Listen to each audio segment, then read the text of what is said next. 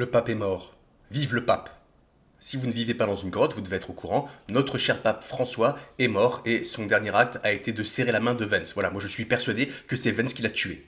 On lui a rien épargné, le pauvre. Bon, blague à part, vous le savez, le pape François est mort le 21 avril 2025 à l'âge de 88 ans, et bien sûr, toute la chrétienté et toute la France se recueillent dans un silence respectueux. On doit respecter la mort, et en particulier la mort d'un pape. Mais moi, j'ajouterais ceci, on a le droit d'analyser. Il voyait d'un bon œil l'islamisation de l'Europe. Et le fait que l'Europe s'islamise était pour lui une bonne nouvelle. Il en appelait à toutes les minorités à travers ce qu'il appelait les périphéries. Donc les minorités de la diversité, les minorités ethniques, les minorités sexuelles, les minorités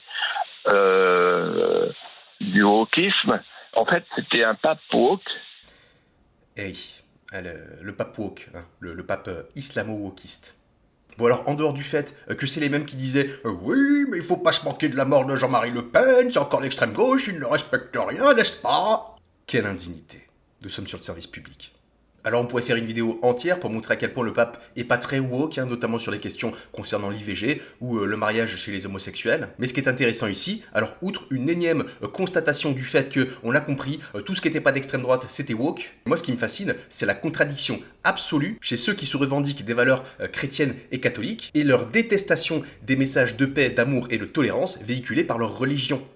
Mais moi je vous dis, aimez vos ennemis et bénissez ceux qui vous maudissent. Faites du bien à ceux qui vous haïssent et priez pour ceux qui vous coursucent et vous persécutent. Matthieu 5,44. Alors moi ma théorie c'est que pour beaucoup en fait c'est le racisme qui les pousse à faire semblant d'être catholiques, à vouloir renouer avec leurs racines chrétiennes. En fait, ils voient que les musulmans, ils ont encore un rapport qui est assez fort à leur foi, et du coup, par réactance, comme ils ont l'impression d'avoir un petit peu perdu leur identité, ils essaient de faire les prouveurs, et du coup, c'est pour ça que les seuls trucs qu'ils retiennent de leur religion, c'est des trucs un peu réac, un peu nuls. Ils arrivent à défendre l'héritage chrétien, leurs racines chrétiennes, tout en méprisant les pauvres, les étrangers et les marginaux.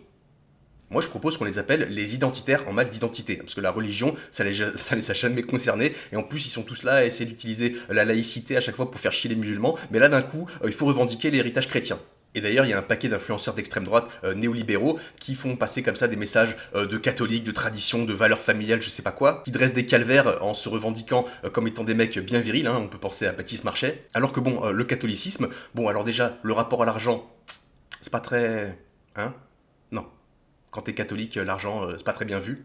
Car l'amour de l'argent est une racine de tous les maux, et quelques-uns, en étant possédés, se sont égarés loin de la foi. Timothée 6,10.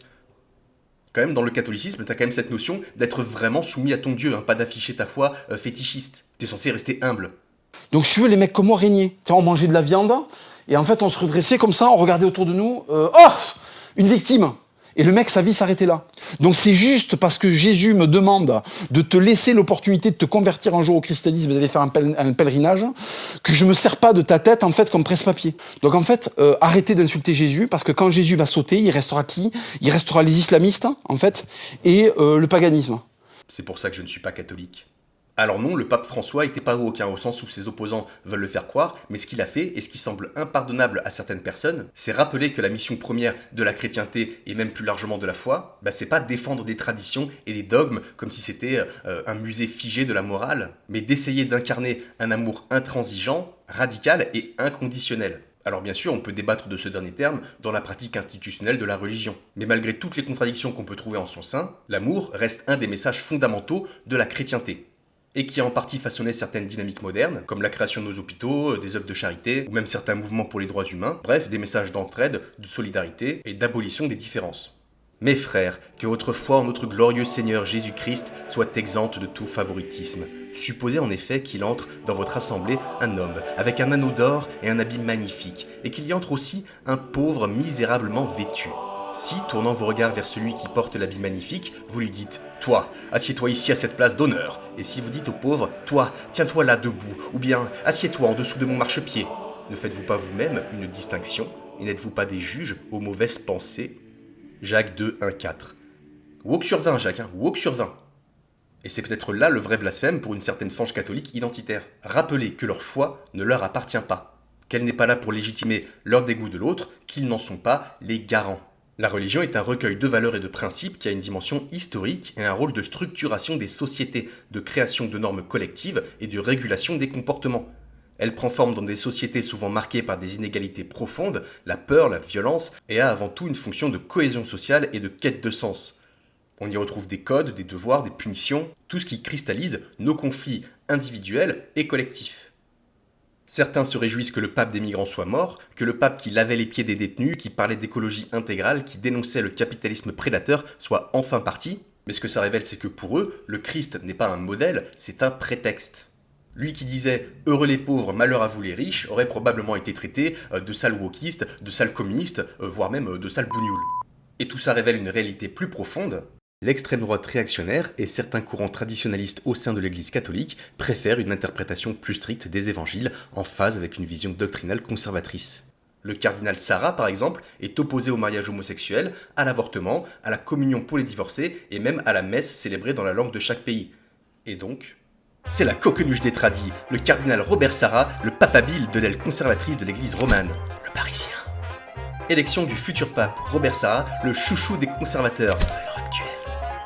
Robert Sarah, fils spirituel de Benoît XVI, c'est le papabile préféré des médias de Vincent Bolloré et il bénéficie d'une campagne de pub monstrueuse. Il est cité jusqu'à 40 fois par jour sur CNews, selon Arrêt sur Image.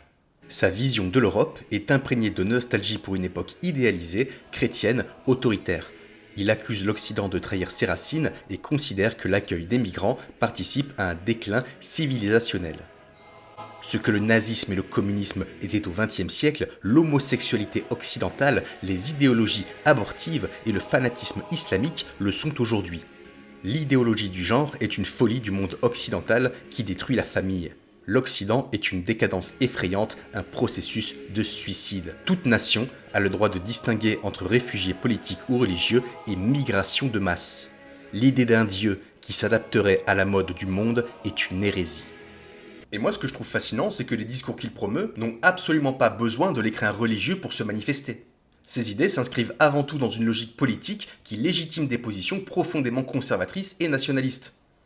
Elles sont le fruit d'intérêts, de contextes et de rapports de force. Il y a la crise de la famille. S'il y a trop de divorces, les enfants sont désemparés. Ils ne savent pas comment vivre.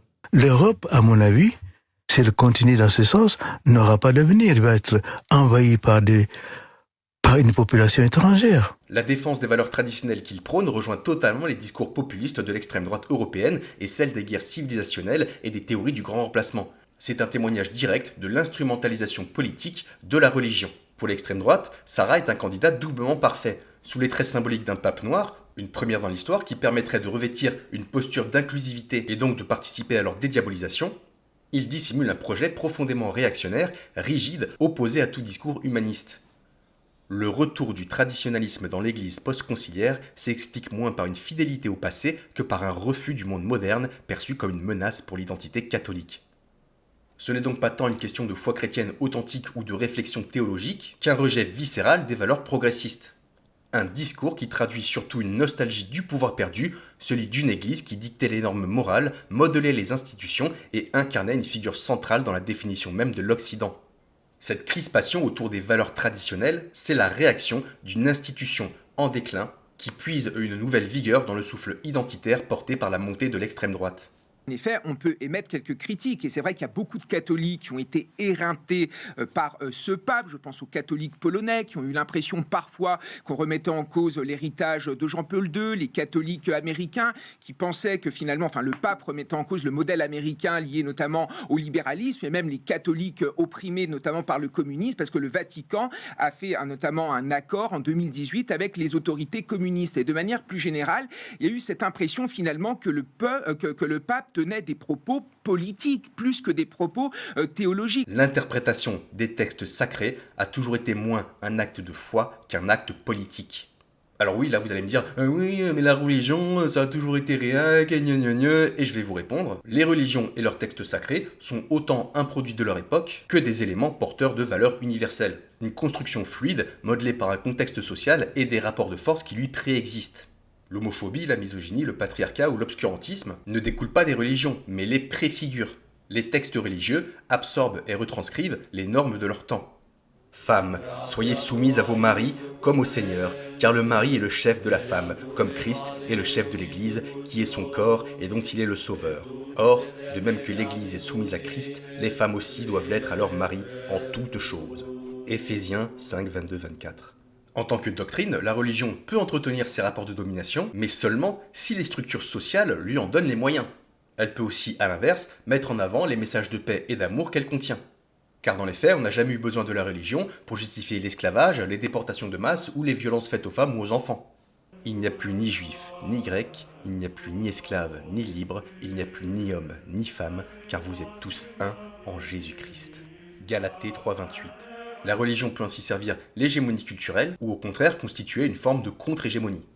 C'est pour cette raison qu'on observe des courants de pensée variés au sein des religions, conservateurs, réformistes, progressistes, car ce sont les croyants qui font vivre leur foi et les contextes culturels, politiques, économiques interrogent, façonnent et influencent les pratiques religieuses et les valeurs transmises. On ne pratique pas une même religion selon qu'on vit dans un État laïque, une théocratie ou une société libérale. Les interprétations dominantes, qu'elles soient réformistes ou fondamentalistes, reflètent toujours les intérêts des groupes qui détiennent le pouvoir politique, économique ou symbolique. Les pratiques religieuses évoluent consubstantiellement à ces rapports de force. Que ce soit la Bible, le Coran ou la Torah, on y trouve aussi bien des joyaux d'humanisme que des passages violents et archaïques, bref, des témoignages des dynamiques humaines à la fois ancrées dans leur époque et porteurs de questionnements intemporels comme la justice, l'amour, le pardon, la mort ou la souffrance. Alors mes chers croyants, quels enseignements vous choisissez de retenir? Quelle vision du monde porte votre foi?